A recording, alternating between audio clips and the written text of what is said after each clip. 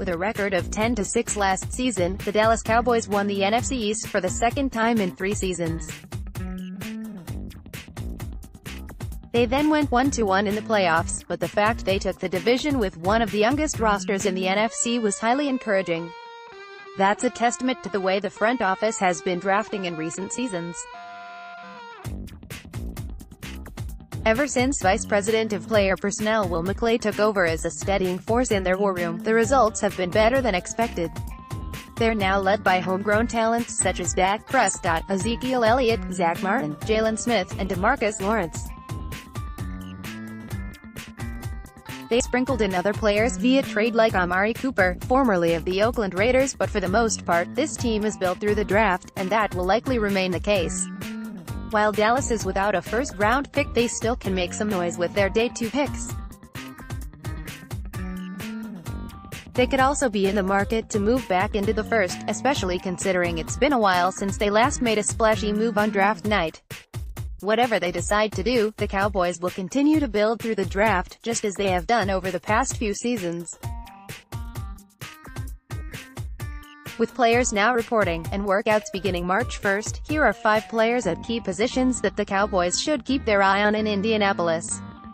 Page 2 Miami Gardens, FL, in November 24, Joe Jackson. Photo by Michael Reeves, Getty Images. As long as the Cowboys retain DeMarcus Lawrence, the defensive end position won't be a huge need. That doesn't mean it isn't a need at all, however. While Lawrence has developed into one of the best pass rushers in the game, there isn't a true right end opposite him that defenses have to worry about. More from NFL Spin Zone. Now this isn't a knock on Tyrone Crawford, who played the position well in recent seasons. The former third-round pick should be applauded for that, but he's a much better fit inside than he is on the edge, each time due to suspension. Dallas does also have Taco Charlton, but the former first-round pick is closing in on the dreaded bust label and has seemed to lose the confidence of the coaching staff. On top of that, there's the recent news of yet another suspension for Randy Gregory. This means the Cowboys would be smart to keep their options open in regards to the edge rushing position. One potential fit would be Joe Jackson from Miami. What makes him intriguing for Dallas is his size, 6'5" and 258 pounds. The Cowboys staff emphasizes length at defensive end, and Jackson has plenty of that. He's also displayed great speed and athleticism, and the Cowboys should keep an eye on what he does during his drills. Page 3 ATHENS, GA, in November 17, Andy Isabella. Photo by Scott Cunningham, Getty Images. There seems to be very little chance that the Cowboys bring back slot receiver Cole Beasley in 2019. Should this become fact, there will be plenty who think his comments on Twitter about his lack of targets will be the reason why. Beasley did bring a lot of attention to himself when he started saying the front office dictates who gets the ball, as well as his claim he wasn't getting enough targets, but that's not why the team might move on.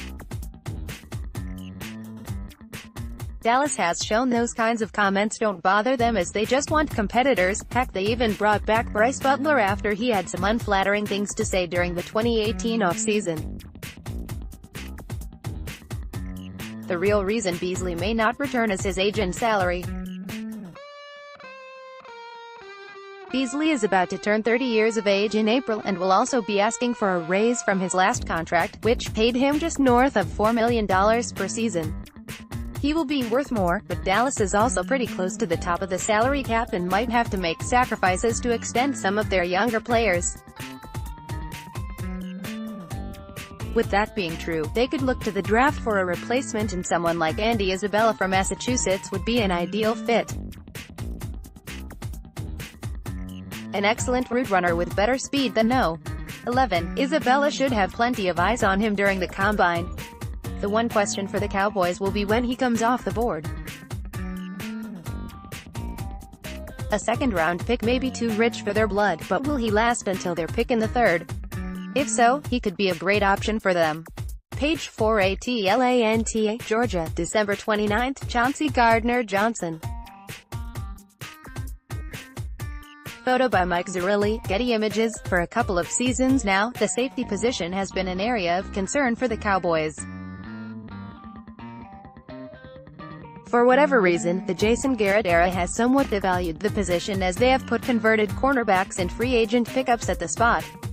They even toyed with the idea of playing 2017 second-round pick Chidobe Awuzie there, which was after they wasted the first couple of seasons of Byron Jones' career. With Jones moved back to corner in 2018, where he was a star, the Cowboys had Xavier Woods and Jeff Heath as their starters. The results were less than ideal, as the defense was good, but they were missing that game-changer on the back end, which could have made them elite. There's a chance they could go into free agency in the offseason to improve this secondary, with rumors having them connected to Earl Thomas. However, this may not be the best route to take considering their salary cap situation. Instead, the Cowboys may need to finally devote some draft capital into the safety position. One player who they should look at for this is Chauncey Gardner-Johnson of Florida. Gardner-Johnson improved every season for the Gators and had career highs in tackles, 71, interceptions, 4, and touchdowns, 2. He proved to be the kind of ball hawk the Cowboys have desired for years. Should he test well at the Combine, he could propel himself up their board. Page 5. Use your arrows to browse Atlanta. Got December 1st, Isaac Nauta. Photo by Scott Cunningham, Getty Images. During this past draft, the Dallas Cowboys had to say goodbye to one of the best to ever wear the star. Tight end Jason Witten hung up his cleats and decided to take a job calling Monday Night Football games for ESPN. While it's true that Witten had slowed down some in 2017, he was better than what they had at the position in 2018. That's not meant to knock Jeff Swaim, Blake Jarwin, or rookie Dalton Schultz. Each offer something that makes them worthy of a roster spot, but none were really transcendent for the team. And none were complete packages like Witten was. There's hope that Schultz can develop, and he's already a good blocker. But Dallas can't settle for hope.